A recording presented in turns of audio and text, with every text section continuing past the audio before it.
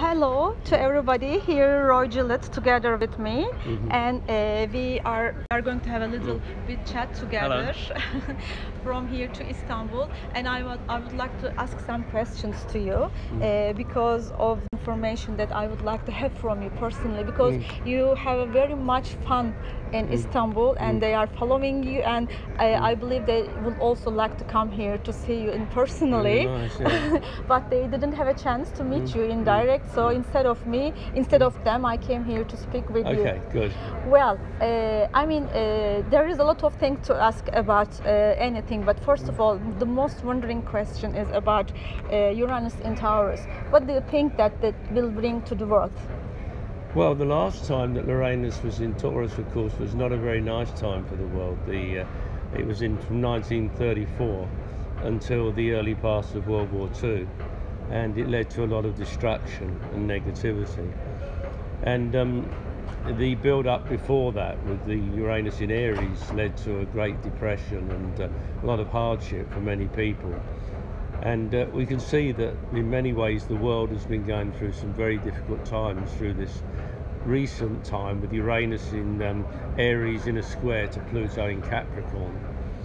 And now it's in Taurus, we're going to suffer the realities of it. So, I mean, it is a very difficult time of global upheaval, with people becoming desperate to solve problems at the expense of other people. And you know, if there's anything good in astrology, it's to advise people how to make better use of the challenges of the times.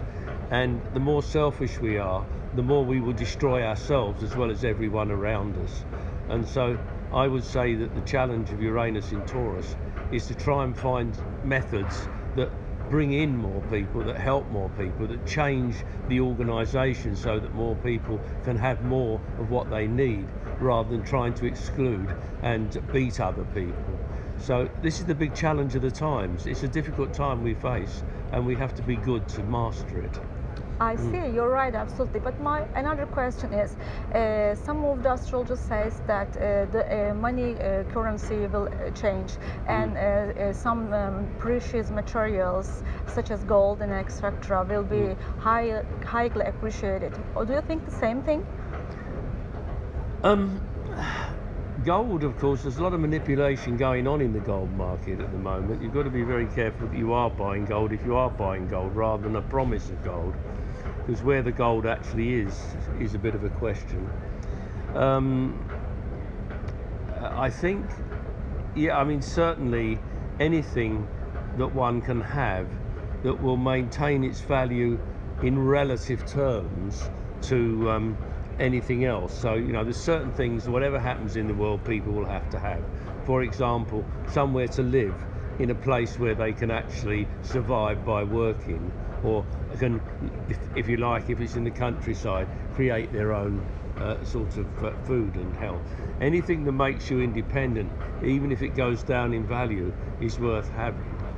Anything not like that is not worth having. Gold is has always been in the past a simple way of gaining money. But I don't know, I think the way the world is going at the moment, things are so uncertain that there's no one simple thing to hang on to.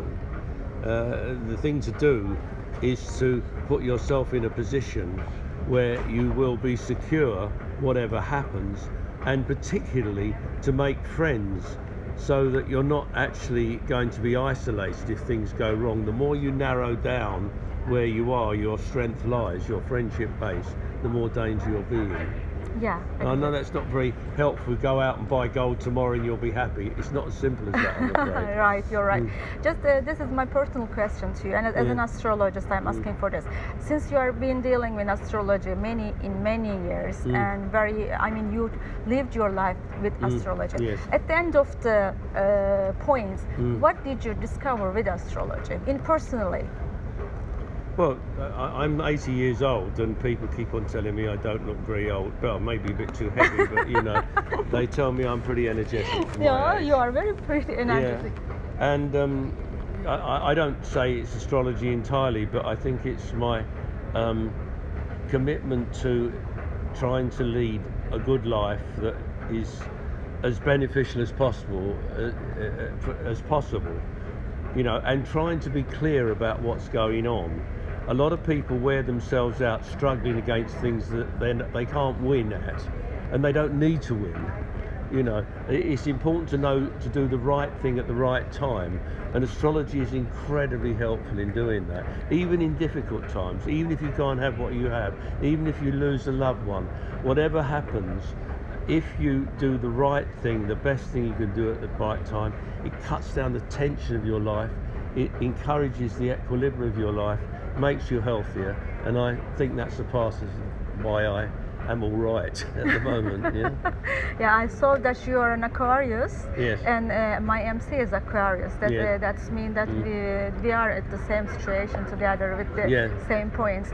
Well, as a matter of fact, as an Aquarius people, you know that communicates of the overall soul's improvement, which is my personal purpose. Do you think that we can make it by using astrology? Because I've seen that astrology is using only for the earthly and material things, you know. For example, in synastry, I mean, my ex-partner will come back to me again, or am I going to get a new business and such as. This is why people come into astrology quite often. They go through a crisis in their lives and they find it explains it. I say there's three levels of understanding astrology. Either mindlessly, you don't understand astrology, things happen to you, you don't know why. You blame something completely different to what the cause is, yeah?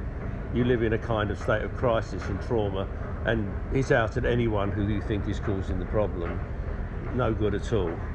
And the other one is manipulatively, where you think, oh, I understand astrology, I know what sign that person is, I know how to talk to them, I know how to get advantage of them. That can be really horrible, because it can go seriously wrong, because nobody understands astrology well enough to be able to manipulate other people. They can only distort other people. The third thing is to say, well, I'm doing the best I can, and I want to know more and more about what's causing this, and when I do, I want to make it easier for everybody around me to work with me on this and to get cooperation. Now, this is the best way to handle it. This is the best way to solve problems. So if people do that, then they realise the real value of astrology. They may come to astrology because they've lost a loved one, or they've had a breakup in their marriage or something like that, but they learn that how to cope with that in a very positive way. And yes, if everyone accepted astrology in that sort of way and used it in that sort of way, the world would be a much happier place. Whether they will or not, when most people don't understand what I'm talking about, is another matter. But what keeps us going is working hard to make as many people understand it as possible, without forcing them, without being a religion, without it being a conversion, just opening the door to see if anybody wants to come in. That's the best way. Yeah, I totally agree with you, and I thank you very much. Nice. You have taken time to us, to me, to the Istanbul friends. That I want you to say hello to my country. Say. Yeah, well, hello everybody. And I'm not sure how many times the owner has invited me to Istanbul. Really? Why? It is. I think it was 2011 or 2012 I first came. I've always loved a lot the nature of the town, the water, the old city. Bosphorus, yeah, not the traffic perhaps. Oh, of course. But particularly the students.